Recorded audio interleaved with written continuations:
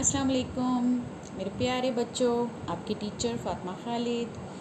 آپ سب کیسے ہیں؟ جو امید ہے آپ سب خیریت سے ہوں گے۔ ہماری اردو کی کلاس شروع ہو گئی ہے۔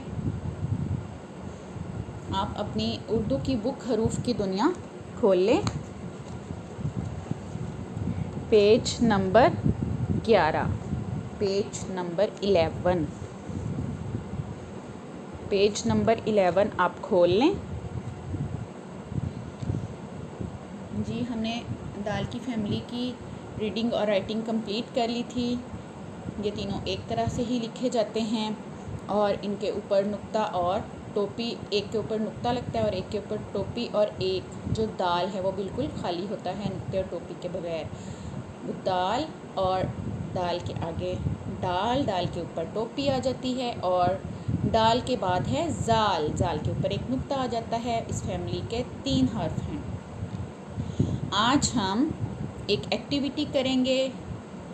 یہ اس پیج پہ ایکٹیویٹی ہے، حروف کو تصاویر سے ملائیں۔ ایک جو ہے وہ ایکٹیویٹی انہوں نے ڈن کی ہوئی ہے، زال ذخیرہ، زال کی آواز ہے ز، ذخیرہ ایک ڈن کی ہوئی ہے، اور باقی کی جو دونوں پکچرز ہیں وہ آپ نے گھر میں یہ ہوم ورک کرنا ہے، ان دونوں پکچر کو تصاویر سے ملانا ہے۔